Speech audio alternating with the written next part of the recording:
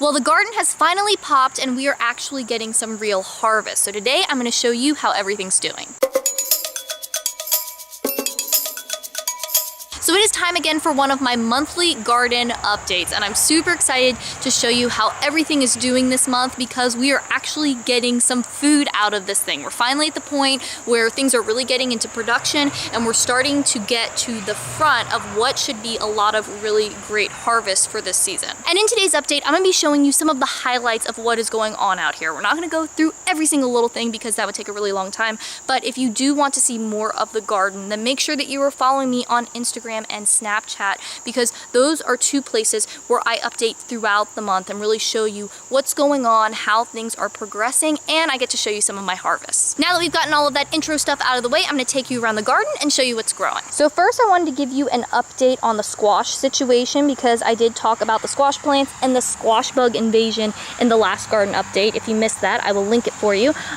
But as you can see, the squash plant is still alive, but the squash bugs aren't gone. I've been coming out here every single night and removing them. I don't know if any of them will show their faces right now so you can see, but I come out here at least once a day and take them off. Now they have been attacking, but the plant is still alive and we have gotten one squash off of it. So we're getting something. You can see there's one right here. There was the first one that came on, they killed that one. But you know, the plant's still doing well and we've got another fruit. So hopefully it's gonna make it if I just keep being vigilant about getting them out of here, and then we will get more squash production as the season goes on. Next, let's talk about tomatoes, because you know that I like to call myself the hashtag tomato queen because I love them, and we have over 50 plants out here in the garden this year, so you know, it's kind of a big deal. These are the Mexico midget tomatoes. They are the first one to ripen every single year, and this year was no different. They're very, very small, as you can see, so that tends to be why they're the first to ripen. And we have even more down here that we're gonna be able to harvest tonight. So I like to plant this one because the tomatoes are really tasty, but it also gives us some tomatoes a little bit before some of the other plants decide to come along and give us some fruit. Some of the other tomatoes are finally starting to ripen though. So here we have the purple Bumble Bees. This is my first year growing these, and as you can see, we have a couple of those, and we can pick one right now, and I will show you what they look like. So we have a few of these plants, and this tomato is pretty cool because it's got this like green and red stripe thing going on, so I really thought that looked pretty, and that was one reason I wanted to grow them. And we've had one or two of these already, and they also taste really good. So far we like this. We'll see how it does over the course of the season. And this might be one that we start growing every year. Another tomato I'm really excited about are these black beauties. So these are a black tomato.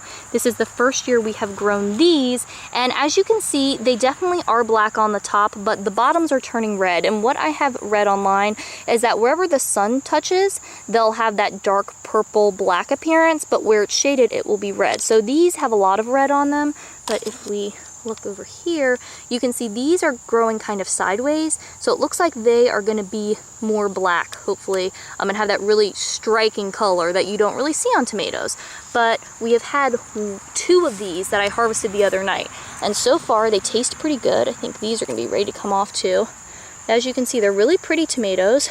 Yeah, they look nice, and flavor-wise, so far so good. We're also starting to see some of our black cherry tomatoes ripen, and these are by far our favorite one that we plant. Let's get in here between the tomato cage. It's one of these like brick colored tomatoes. They're a decent sized cherry tomato. Let me pick one, and you can see they're pretty similar in size to, there we go, to the purple Bumble Bee.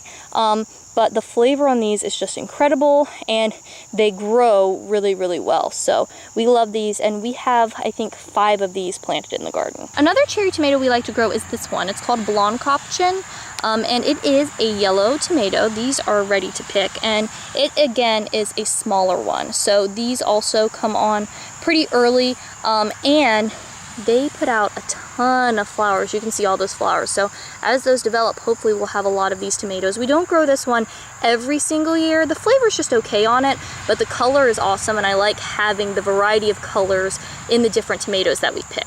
Another tomato we have growing is the Jaune Flamme, and this is another favorite. We grow these every year, and it's an orange tomato. So these still have a little bit of ways to go. We've gotten one of these off so far, but these are a nice medium-sized tomato, and I really like these for fresh eating, but they're also great to roast and freeze, and then we can have them for pizzas in the winter, which is really delicious. So I try to plant a lot of these because this one is also one of my top favorites.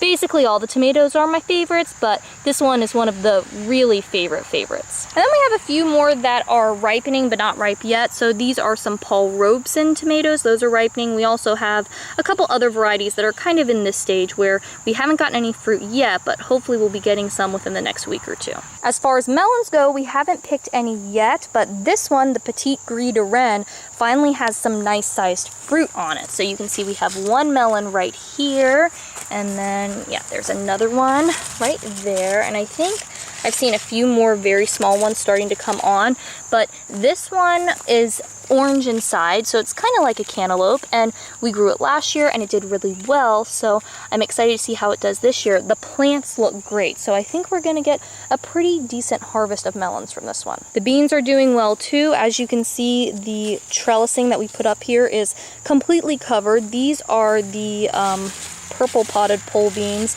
They're grown up like crazy, but as you can see, there's one right there, and I know there are a lot more in here. We would just have to pull some of the foliage aside, but we haven't really picked many of these yet. These are just starting to come on, but I like these because as you can see, they're really easy to spot because they aren't green, so they stand out from the leaves a little bit better than maybe some other varieties would. These beans here are the rattlesnake beans, and as you can see, they haven't totally covered the trellising the way the other ones have, but these have already started producing. They are just loaded with these beans all over the place. I mean, if we come through here, you can just see they're everywhere, and I have already gotten two, I would say, pretty big harvests out of here, and we need to come and do another one. So these are great, and these are fun because they are green, but then if it will focus, let's see, is this gonna work for me? There we go. They have this purple striping on the outside, which I think is pretty fun. Then I've got my trusty helper out here. Jason is picking some basil for dinner tonight, actually, but I wanted to update you on the basil situation. So this is the Thai basil. It's doing great. We have it all through the garden, and the plants are looking really nice. And Jason, right now, he's picking basil for dinner, but he's also taking off the flowers. So as you can see, these are starting to go to flower, which, you know, is a natural part of the process, but we don't want them to do that yet, because once it starts putting energy into making flowers, then it's not going to put energy into making the leaves. So Jason is just kind of going through as he's picking and removing the flowers to keep them at bay. And you said that bay? Huh? Yeah. You said these are edible. Yeah, well, not the whole stem, but like I think the flower part. Are you sure? I don't know. I mean, it's not gonna kill you, I don't think. You don't think? Hey, is this supposed to taste like basil? I mean, I would think it's like the sage flowers, right? I don't know that I'd eat the whole. Okay. There's a little. You can spit it out if it's bad. No, it kind of tastes like basil mixed with a stick. Excellent, excellent. Okay, so anyways, we've got the Thai basil. We also have some Italian basil planted around the garden. That is doing great too. And again, just coming through and pinching off these flowers. But we have been getting lots of this and lots of this, which is always exciting because basil just adds a ton of flavor to your food. And I think if you are gonna grow one thing, grow some basil. It's easy and it's delicious. Have you shown the fun basil yet? What's the fun basil? Is it even a question? I know what you're talking about. Do you want to show? It's over there. Okay, here we go. Welcome to Jason's garden. By the way, this is my husband Jason. If you haven't seen him before, he's pretty nice. I like him. And Jason has his own channel. I can't see myself. Jason has his own channel. It's a channel all about cats. It's called, well, do you want to tell? No, you do it. Okay. His channel's called Cats and Pats, and it's all about, you know, giving you information about your cats, but also lots of fun DIYs, toys, and cat hammocks. That hammock's a good video. That video is a good video, but you should go check out his channel if you like kitty cat things, because it's a good place to be. And Sarah was featured last week. Oh yeah, we did a live stream. Because I did a live stream and I could use some backup. And I don't know, I think we're pretty awesome together. I think we're a pretty good combo. But that aside, now that we've talked cats and pats, show us the fun basil. Oh yeah, the fun basil. Although it's not quite as... You're moving around a lot. Try to track me. This is the fun basil. It's purple. Yeah. I don't know. It's not as purple as it could be, I feel. Yeah, come on, basil. A little misleading. Which I haven't basil. actually harvested any of this yet, because I was kind of just watching it to see how big it would get, how purple it would get. Do you think it tastes any different? I don't know. We can try it right now if you want. I mean, that basil, that's pretty stark contrast. Yeah, that's pretty purple. I guess that's pretty purple. Sorry, basil. I didn't mean to hate on you. Wow. But while we're here looking at the basil, we can also start talking about peppers. So speaking of purple, man, I'm the king of transitions. King of transitions. So these are Buena Mulata peppers, and they are very purple right now. This plant has a lot of them, but they're going to be changing colors. So they go through 5 different colors, and they're supposed to be edible at every stage. So we're going to wait for some to start to change, I think. Maybe we should take a few off so it can put more energy into more fruit. I don't know, that's probably something we should do. But these are hot peppers, a new one for us this year, and they look pretty beautiful, I think. Another pepper we're growing that I think is pretty fun is this. This is the Chinese 5-color pepper. Just like those ones I just showed you, it will go through 5 different color changes, and it's edible at all stages. And they kind of point straight up, and there's more flowers here. So it's also a really pretty plant to have. First year for this one as well, but so far I'm liking it, and I think it adds some really nice color. We also have lots of jalapenos planted in the garden. They're doing well. This plant is totally loaded down. We're gonna have to start harvesting some soon, and I think maybe I'm gonna have to start thinking about pickling some of these, because I don't know if we can eat all these jalapenos. Then again, Jason loves jalapenos, so he might be able to crush them. Another exciting thing that is happening is the Tomatillo situation. So we have 6 plants this year, and I've always read that you only need 2 for a family, but we never get that much production. Well, this year they have decided to show up. You can see the plants are just covered with all these little lanterns, and every single one of those is a Tomatillo, and then once it fills up the husk and kind of splits open. So that one's pretty hollow. That one got a little tension there. This one is a little hollow, but you can kind of go around and see, oh, this one's pretty full. So, you know, as they start to ripen, we'll be harvesting these 2, and then I can make lots and lots and lots and lots of tomatillo salsa. And you'll see we have a couple varieties too. So those were green tomatillos, and then here we have purple tomatillos, which again isn't like 100% purple. You can see the bottom's green, but usually the tops are pretty purple, similar to the way the husk is looking right now. The cucumber situation is also good, although the squash bugs have been attacking this as well, which I've never really had a problem with.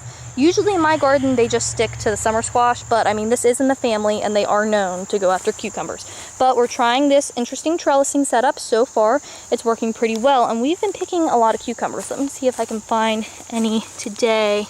So you can see this one's hanging, this one's starting to yellow, so it's good to go. There's one there, there's one there, and we have probably like, I don't know, 8 or 10 in the fridge, so I think I'm also going to be needing to make some pickles here pretty soon. So that's what's going on in the garden right now, and if you are new here and you want more healthy eating tips and nutrition info and these garden updates when I do them, then make sure that you subscribe, because eating healthy and living a healthy lifestyle really doesn't have to be complicated, and I'm going to show you how to do it. And if you want to watch some more videos, I'll link a couple over here that you might like. Thanks for watching. I hope you're having a great day, and I'll talk to you next time.